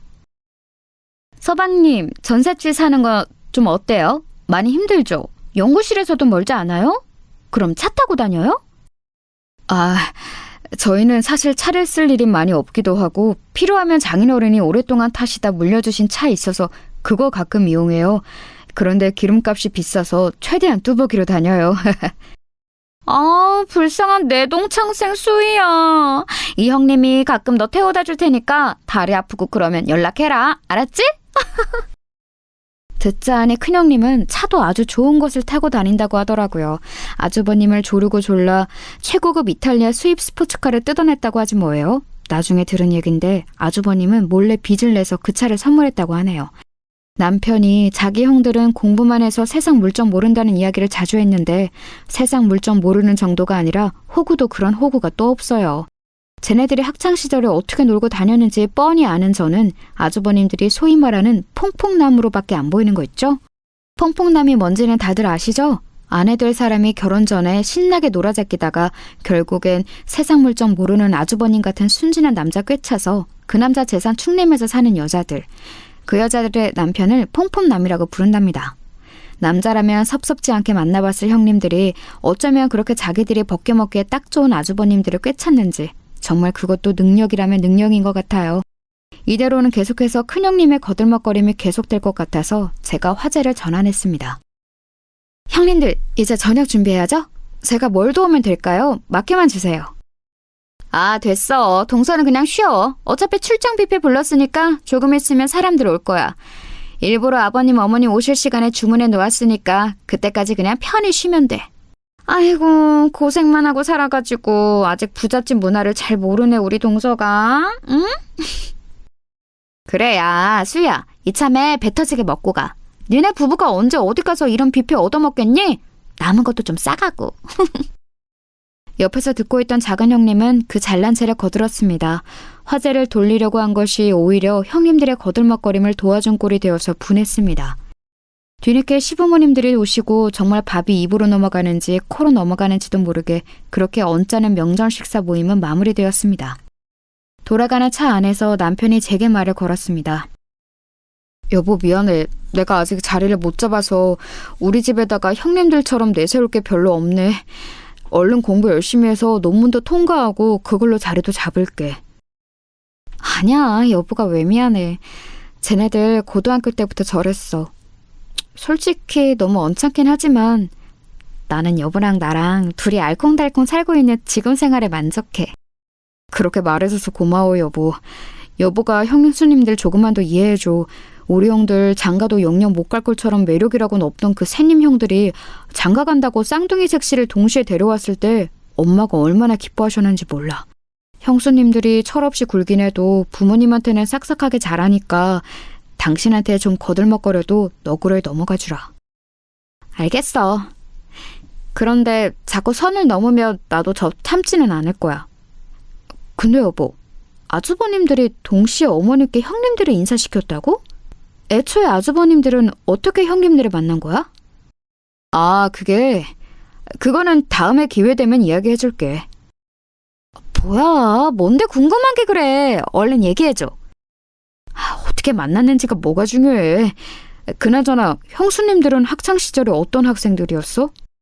뭐야, 내가 먼저 물어봤잖아. 먼저 얘기해주면 나도 얘기해줄게. 여보가 먼저 얘기해주면 나도 얘기해줄게. 참나. 됐어. 얘기해주지 마. 나도 안 할래. 순진한 아주머님들이 일진 생 양아치였던 형님들을 어떻게 만났는지 무척 궁금했지만 저도 얘네가 일진이었던 과거는 마지막까지 비장의 카드로 가지고 있고 싶어서 더는 물어보지 않았습니다. 사실 그게 밝혀진다고 해도 눈 하나 깜짝 안 할 아이들이지만 그래도 갈등 상황이 생길 때 시댁은 모르는 형님들의 비밀 하나 가지고 있다는 것이 꽤나 큰 위로를 주었거든요. 지금부터 살살 거슬리는 게 확 폭로해버리고 싶지만 저는 시기를 좀 두고 보기로 했습니다. 그런데 두 형님들의 거만한 태도는 개선될 기미가 보이지 않았습니다. 가정 모임이 있을 때마다 틈만 나면 자기들 재산을 자랑하고 저희들 처지를 무시했습니다. 한 번은 이런 날도 있었어요. 그날은 시어머니의 생신날이었습니다. 다시금 온 시댁 식구들이 모여 저녁 식사를 함께 했습니다. 결혼하고 처음 맞이하는 시어머니의 생신이라 긴장이 좀 되기도 했습니다. 그 자리에서 각자가 준비한 선물을 어머니께 드리는데 큰형님은 명품백, 작은 형님은 해외여행 티켓을 준비하더군요. 그러면서 어찌나 또 생색을 내는지 정말 가관이더군요. 어머님, 올해도 저희가 특별한 선물로 준비했어요. 부디 이쁜 가방 메고 해외여행 즐겁게 다녀오세요. 저희가 이거 준비하느라고 몇 달을 밥을 굶었는지 몰라요. 맞아요, 어머님. 이거 준비하려고 몇 달간 아번 용돈도 확 깎았다니까요. 근데 동서는 뭐 준비했어? 저는 어머님, 이거... 형님들의 화려한 생신 선물 사이로 제가 건넨 것은 핸드폰 가죽 케이스였습니다. 친한 친구가 가죽 공방을 해서 그 친구의 도움을 받아 친구와 함께 직접 만든 것이었습니다. 어머님, 요새는 지갑을 잘 안 들고 다니고 핸드폰 케이스 뒤에 이렇게 카드 몇 장 넣고 다니는 게 유행이래요. 어머님 편하게 다니시라고 직접 만들어봤어요. 아이고 고맙다 아가. 어쩜 이렇게 솜씨가 좋누? 안 그래도 할미가 되니까 지갑 들고 다니기가 어찌나 무거운지. 이참에 휴대폰 하나만 들고 다니면 되니 잘 됐지 뭐냐. 고맙다 정말. 시어머니는 형님들의 화려한 선물을 받으실 때와 똑같이 기뻐하시고 좋아하셨습니다. 그렇게 훈훈하게 선물 전달이 마무리되려는데 역시나 형님들이 초를 쳤습니다. 이봐 동서, 고작 준비한 게 핸드폰 가죽 케이스야? 그것도 정품도 아니고 직접 만들었다고? 에이, 너무 성의 없다. 어머님 체면이 있는데 아무리 없이 살아도 그렇지. 이럴 거면 그냥 현금으로 드리지 그랬어. 그래 동서, 언니랑 나랑은 이 선물 준비하려고 몇 달을 돈을 열심히 모았는데 동서는 꼴랑 가죽 공방 가서 하루 동안 만들어온 가죽 케이스야? 아직 우리 집안 클래스를 잘 모르네 얘가. 다시금 이어지는 형님들의 비아냥과 조롱에 저는 화가 나서 말했습니다. 형님들, 그래요. 저희는 형님들만큼 형편이 넉넉지 않아서 비싼 선물은 준비 못했어요.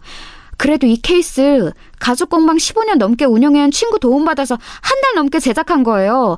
가죽도 이태리 명품 브랜드에서 쓰는 가죽보다 훨씬 좋고 튼튼한 가죽이에요. 모르긴 몰라도 큰형님이 드는 그 명품 가방 가죽보다도 훨씬 품질이 좋을걸요? 어머? 동서 자격지심이 심하네. 아무리 그래도 어따 대고 이 샤넬이랑 그 근본도 모르는 가죽이랑 비교를 해. 비교할 걸 비교해야지. 그러지 말고 다음부터는 우리랑 상의해서 같이 준비해. 동선에 없이 사는 거 우리가 잘하니까 무리하게 뜯어먹지는 않을게. 아이고 그만들 해라. 나한테는 너희가 준 선물 하나하나가 다 고맙고 소중하다. 막내 아가도 얼마나 열심히 이걸 만들었겠니. 이 시간 이후부터는 선물 가지고 입도 뻥긋하지 말거라. 끝까지 비아냥거리는 형님들에게 더 맞부질 놓아 쏘아붙이려는 순간 시어머니가 제지를 하셨습니다. 저는 정말 머리끝까지 화가 치밀어 올랐지만 시어머니가 말리고 나서시니 꾹꾹 눌러 참을 수밖에 없었습니다.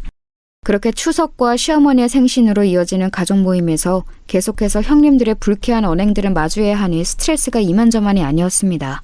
처음에는 고교 동창생들이 손윗동서인 게 더 나은 건가 싶었지만 겪어보니 그게 아니었습니다. 오히려 이것들은 동창생이라고 저를 더 쉽게 생각하고 더 무시하는 거 아니겠어요? 지금이라도 시부모님과 아주머님들을 몰래 찾아가 형님들이 고등학생 때 얼마나 질이 안 좋은 학생들이었는지 다 폭로하고 싶은 심정이었습니다. 하지만 지금 상황에서 그렇게 한들 믿어주실지도 모르겠고 믿어주신다 해도 괜히 저만 이상한 사람이 될 것 같았습니다. 왜냐하면 형님들은 시부모님을 어떻게 구워 삶았는지 두 사람을 엄청 이뻐하셨거든요. 그런 상황에서 제가 형님들의 흠을 잡는 이야기를 해봤자 제가 형님들을 질투해서 그러는구나 생각하실 게 뻔했거든요. 정말 시원하게 형님들에게 반격을 하고 싶은데 그럴 만한 비장의 카드를 가지고 있음에도 쓸 수 없는 상황이 너무 답답했습니다. 그렇게 형님들만 생각하며 분통 터지는 나날들이 이어지고 있었습니다. 하지만 언제나 세상은 저에게 끊임없이 억울한 일만 선사하다가도 가끔 한 번씩 제게 유리한 상황을 열어주기도 하죠. 제게도 드디어 복수의 기회가 다가왔습니다. 그날은 해가 바뀌고 설날이 다가오던 때였습니다. 이번에도 역시 어느 집에서 명절 모임을 할지 정하느라 잠시 여자들만 모이게 되었는데 웬일로 시부모님께서는 막내인 저희 집에서 이번 명절을 보내고 싶다고 하시더군요. 저희야 흔쾌히 그러자고 했지만 형님들이 또 딴지를 걸고 넘어졌습니다. 아니 어머님, 거기가 어디라고 멀리 강북까지 가시겠다고 그러세요. 동선에 빼고 저희 다 강남 사는데 와도 동선에가 와야 맞죠. 안 그래 동서? 신혼 초부터 편하게 시집살이를 궁리하는 거야 지금? 아니 무슨 말을 그렇게 심하게 하세요 형님. 제가 먼저 오시라고 했나요? 어머님이 오신다고 했지? 아이고 니들은 붙어있기만 하면 투닥대는구나. 막내 아들 장가 보내고 공부하느라 바쁘다고 제대로 가보지도 못했는데 이번 기회에 다 같이 막내네 집에서 모이면 좋을 것 같아서 한 결정이니 그런 줄 알거라. 네 어머님, 그럼 어쩔 수 없죠. 아휴, 한강 건너 올라간 지가 언제인지. 언니 그만 투덜대고 이번에는 그렇게 하자. 형님들은 저희 집에 오는 것이 무슨 누추하고 더러운 곳에 겨우겨우 오는 것 같은 태도를 보이는데 굉장히 언짢았습니다. 그래서 저는 그동안 쌓여왔던 그들의 업신여김을 완전히 끊어내야겠다고 생각했습니다. 그래서 주소가 어떻게 되는데? 불러봐봐. 저는 마지못해 하는 형님들에게 또박또박 제가 사는 곳의 주소를 불러드렸습니다. 서울시 용산구 항남동 108번지 한남 탑 노블레스 아파트 103동 1501호예요. 어? 내가 지금 잘못 들은 거지? 어디라고? 왜요? 뭐가 잘못됐나요? 한남 탑 노블레스 아파트요. 들어보셨을 거 아니에요. 제가 거기 산다고요. 거짓말 치지 마. 지금 이 형님들 놀려? 시어머니도 계시는 자리에서 이게 뭐 하는 짓이야? 빨리 주소 제대로 안 불러? 못 믿으시겠으면 직접 와보시던가요. 왜요? 저는 이 아파트 사면 안 돼요? 안 되고 말고 거기는 100억이 넘는 아파트인데 전세 산다는 사람들이 그 집에 전세로 들어가 있다고? 아이고 지나가던 개가 웃겠다. 동서, 우리한테 자격지심이 있는 거는 알고 있었지만 아무리 그래도 어른들 앞에서 이런 장난은 선 넘었지. 저는 계속해서 못 믿는 형님들에게 제 신분증을 던지면서 얘기했습니다. 형님들 이거 보세요. 여기 주소지 보시라고요. 제가 그동안 어머님 앞이라서 자제해왔는데 오늘 확실하게 짚고 넘어가야겠네요. 어머님, 잠시만 좀 양해해주세요. 형님들은 제가 집어던진 신분증을 집어들더니 거기에 적힌 제 주소지를 보고선 놀라며 말했습니다. 아니, 진짜 탑 노블레스 아파트네? 이게 어떻게 된 거야, 동서? 강북에 전세 산다면서? 네, 맞아요. 한남동도 강북이죠. 그리고 전세도 맞아요. 전세가가 60억이라서 그렇지. 아, 60억이면 형님들 사시는 그 강남집 매매가보다도 비싸네요. 어떻게 생각하세요? 뭐라고? 아니, 너희가 돈이 어디서 나서 그런 집을... 네, 사실은 이랬습니다. 저희 부부가 사는 집은 위에서 말한 대로 한남동 부촌에 위치한 최고급 아파트입니다. 웬만한 강남보다 전세가며 매매가가 훨씬 비싼 곳이죠. 가난한 박사과정 부부가 어떻게 이런 60억 전세라는 어마어마한 집을 얻을 수 있었느냐고요? 네, 저희가 가난한 것은 맞죠. 하지만 저희 부모님은 아닙니다. 아버지는 오랫동안 대기업의 임원으로 일하셨고 은퇴하신 지금도 강남에 건물을 몇 개 가지고 계세요. 결혼할 때도 저희에게 집 한 채 선물하시겠다고 한 걸 저희가 굳고 사양하자 그러면 아버지 명의로 전세라도 얻어주겠다고 해서 이 집에 이사 오게 된 것입니다. 저희 부부는 처음부터 끝까지 모든 것을 저희 형편에 맞게 저희 돈으로 결혼 생활을 시작하려고 했지만 어렸을 때부터 외동딸인 저를 너무나 이뻐하신 아빠의 간곡한 부탁에 집만이라도 아버지의 바람대로 하자고 남편과 상의해서 결정하게 된 것입니다. 아니 동서, 아니 수희야, 그게 정말이야? 너 고등학교 때도 그런 티 한 번도 안 냈잖아. 그런 거 티내선 뭐하냐? 내가 니네처럼 허영만 가득한 줄 아니? 정말 니네 고등학교 시절 생각만 하면 야야야야 수희야 내가 미안해. 우리가 미안해. 그동안 우리가 아무것도 모르고 너 너무 무시했지. 진짜 미안해. 한 번만 용서해주라. 어? 동서. 제가 홧김에 두 형님들의 고등학교 시절을 시어머님 앞에서 폭로하려는 눈치가 보이자 큰형님은 번개처럼 저를 제지하고 나섰습니다. 콧대 높던 그 모습들은 다 어디로 갔는지 아파트 브랜드 하나로 이렇게 전세가 역전될 수 있는 건지 씁쓸하기도 했습니다. 사실 시어머님은 저희의 이런 상황을 다 알고 계셨는데 허영만 가득한 형님들이 제가 더 잘 사는 것을 알면 주눅들까봐 그동안 일부러 말을 아끼셨어요. 그런 저희를 보다 못한 시어머니가 한 말씀 하셨습니다. 큰아가, 둘째 아가, 내 그동안 너희가 막내 아가 상황을 알고 나면 너희가 괜한 박탈감이 들까봐 얘기하지 않고 있었단다. 사실 나한테는 너희가 가난하건 부하건 다 내 예쁜 며느리들이란다. 그런데 너희들이 막내 사정은 잘 모르는 채 은근슬쩍 무시하는 말들을 할 때마다 마음이 아팠단다. 그렇다고 내 입으로 막내 애들 사정을 밝히기엔 사돈댁에 신뢰가 되는 것 같은 느낌이 들었지 뭐니? 이제 사정을 다 알았으니 부디 사이좋게 지내길 바란다.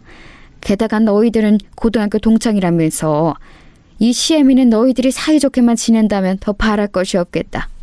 이 시애미 말 잘 알겠지? 사실 시어머니께서 형님들이 저렇게 콧대 높게 시건방지게 굴 때 적극적으로 말리지 않으셨던 게 내심 섭섭할 때도 있었지만 말씀을 듣고 보니 형님들과 저희 부모님까지 배려하시느라 그랬다는 사실에 마음이 풀렸습니다.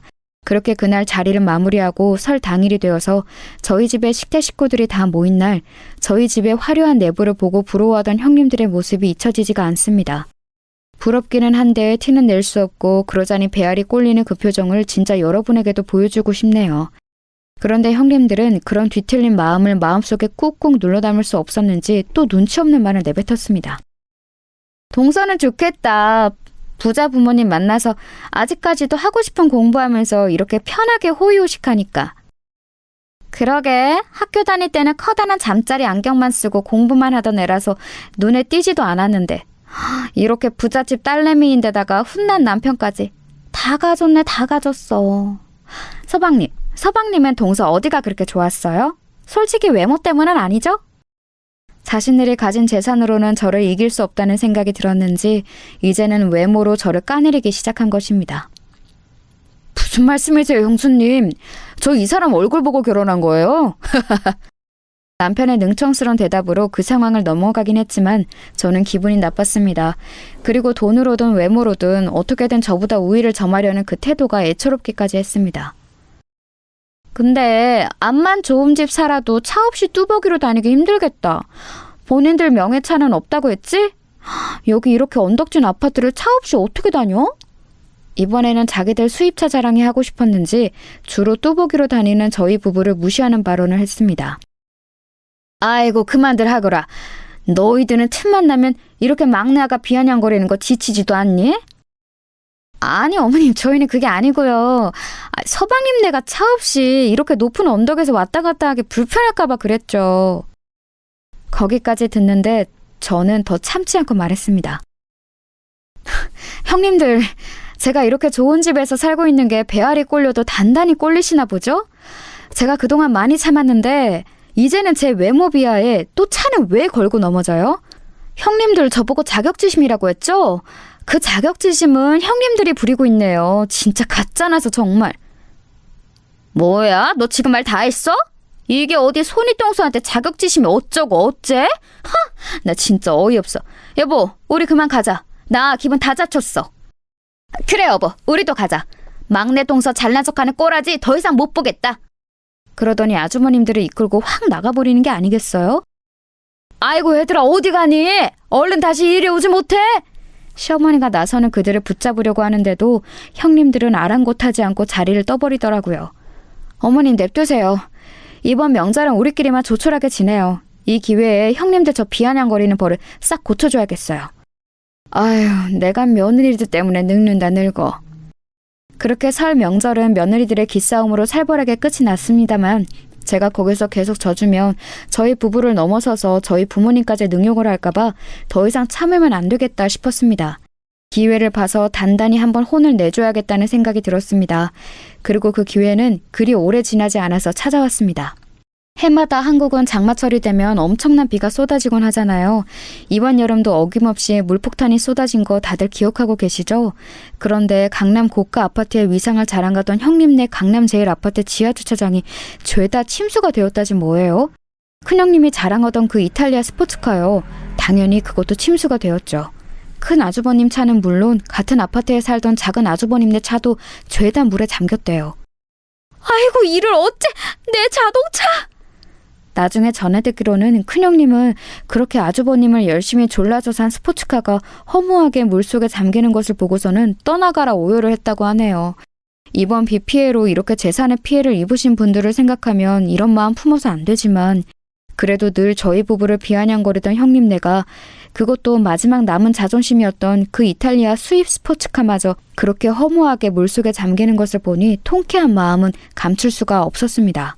그렇게 자랑하던 강남 제일 아파트는 지하주차장 전체 침수라는 굴욕을 겪어야 했고 그렇게 콧대 높던 이탈리아 스포츠카는 그 침수 아래에서 허무하게 사라져간 것이지요.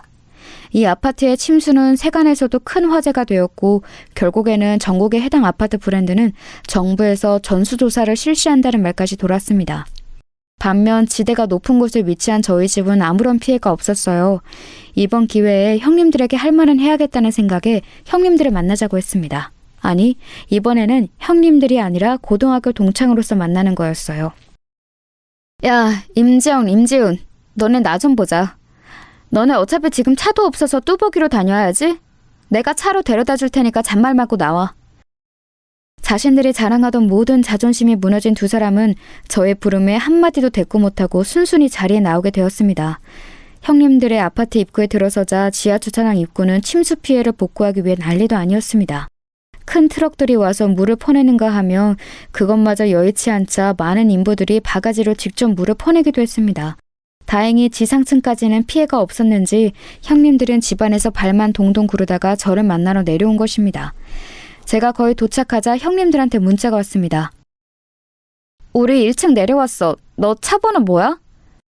1791이야. 그거 보면 바로 타. 여기 복잡하니까 얼른 빠져나가게.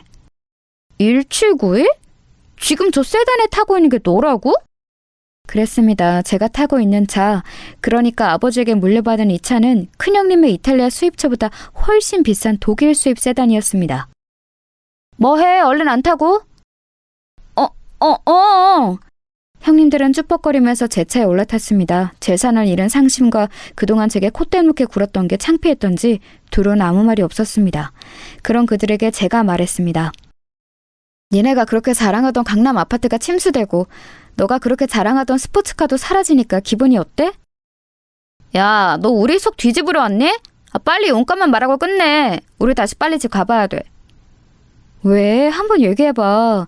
니네가 그렇게 무시하던 내가 니네 집보다 좋은 집 살고 차도 이렇게 더 좋은 거 타니까 기분이 어떻냐고. 야, 말은 바로 해. 이게 네 거야? 그 집이 네 거야? 다 니네 아버지가 해주신 거잖아. 그런 니네는 전부 아주버님들이 벌어다 주는 돈으로 호의호식하고 있었던 거 아니야? 그래, 나 일부러 니네 보라고 아버지 타던 좋은 차 끌고 나왔어. 니네 코 납작하게 해주려고. 똑같이 당해보니까 기분이 어때? 야, 그만해. 그래, 네가 이겼다. 네가 이겼어. 야, 지훈아, 얼른 가자. 무슨 말 짓거리나 궁금해서 나와봤더니 우리 조롱하러 왔네. 두 사람은 그들이 제게 그랬던 것처럼 똑같이 대하는 저의 행동을 보자 참을 수 없었는지 차 밖으로 나서려고 했습니다. 야, 기다려. 뭐야, 더 할 말 남았어? 그래, 바보들아. 이 차 너네 빌려주러 온 거야. 그게 무슨 뜬금없는 소리야? 으이구, 이 멍충이들아. 내가 진짜 너네 속 긁으러 왔겠냐? 어차피 남편이랑 나는 차도 잘 안 타고 다니니까 니네 차 보상협의 끝날 때까지 이거 타고 다니라고 내가 특별히 은혜 베푸는 거다. 뭐야, 병 주고 약 줘? 됐어, 이러지 마. 그러지 말고 받아. 지훈이 둘째도 임신했는데 차도 없이 어떻게 다닐라 그래? 지영이 네가 옆에서 데리고 다니면서 잘 돌봐줘. 거기까지 얘기하는데 두 사람의 눈시울이 붉어지기 시작했습니다. 치, 박수희, 너 끝까지 우리 나쁜 사람 만든다? 맞아. 너네 나쁜 거 맞는데 그래도 가족으로서 그리고 동창으로서 선의를 베푸는 거니까 대신에 앞으로 2번 다시는 우리 부부 무시하는 말 하면 안 된다. 알겠지? 알겠어. 그동안 정말 미안했던 수희야. 그런데 갑자기 왜 이렇게 잘해주는 거야? 우리 고등학교 때도 그닥 친하지도 않았잖아. 그건 맞지. 근데 나 어릴 때 니네 보면서 항상 짠했어. 세상 여왕인 것처럼 굴고 다니지만 사실은 너의 마음도 공허해서 그랬던 거잖아. 어머니 일찍 돌아가시고 아버지랑도 사이 안 좋았던 거 다 알고 있어. 주변에서 다 니네들 질안 좋다고 손가락질할 때도 나는 그런 니네가 짠했다고. 그런데 세월이 지나서 그랬던 니네가 내 손이통수가 된다고 하니 얼마나 놀랐는지 아니? 그때 짠했던 마음 이제야 가족으로서 좀 다가가보자 했는데 니네가 계속 가난하다고 나한테 선을 긋더라. 사실 나는 그 시절부터 니네 돕고 싶었어. 그런데 이제 와서야 그 기회가 왔네. 이 차 타고 당분간 편하게 다니고 혹시 지금 집에 머무르기 불편하면 우리 집에 와서 당분간 지내도 돼. 박수희, 고맙다 정말. 사실 그랬습니다. 어렸을 때 공부만 해왔던 저는 자유분방한 이 두 자매가 때로는 부럽기도 했습니다. 그래서 불량하긴 했지만 알 수 없는 동경이 있기도 했고 나중에 집안 사정을 듣고 나서는 더 짠해지기도 했습니다. 하지만 노는 물이 달랐기에 학창시절 내내 가까워질 기회는 거의 없었죠. 그러다가 동서지간으로 이렇게 마주하게 됐을 때는 놀랍기도 했고 반갑기도 했지만 어릴 때 버릇 못 고치고 건방지게 구는 모습에 역시 사람은 변하지 않는구나 하는 생각을 갖기도 했습니다. 그런 그들에게 저는 자비를 한번 베풀어 보고 싶었습니다. 어차피 그들이 그렇게 거들먹거리던 재산도 제 앞에서는 아무것도 아닌 게 됐고 악을 선으로 갚으라는 말도 있잖아요. 솔직히 이번에 차 빌려주는 것은 일종의 테스트였습니다. 이렇게 선의를 베풀었을 때 자격지심으로 저에게 날카롭게 굴면 영영 안 보고 살 생각이었는데 의외로 자기들 잘못을 뉘우치고 눈물을 보이는 모습에 아, 내가 보는 눈이 영 틀리지는 않았구나 하는 생각을 갖게 됐죠. 그날 이후로는 형님들과 무난하게 잘 지내고 있습니다. 아니 사실 제 말을 잘 듣고 있죠. 막내 동서는 저인데 제가 맏언니가 된 것처럼 굴고 있습니다. 동서, 아니 수희야 오늘 뭐 해? 오늘 너희 연구실 놀러 가도 돼? 나 까막눈이나 다름없잖아. 박사님들 공부하는 데는 어떤지 구경하고 싶어. 수희야, 오늘 언니랑 근처 왔는데 점심 같이 할래? 너 좋아하는 수제버거집 가자. 이런 식으로 틈만 나면 제게 앵기면서 친해지려는 시도를 하였습니다. 사실 그들도 애정이 부족했던 탓에 학창시절 그렇게 엇나갔던 것이라고 생각합니다. 이렇게 먼저 마음을 열고 선의를 베푸니까 금세 강아지처럼 졸졸 쫓아다니는 것을 보면요. 이런 얘기로 마무리 지으려는 것은 아니었습니다만 아마 현재 방황하는 많은 청소년들도 마찬가지겠죠?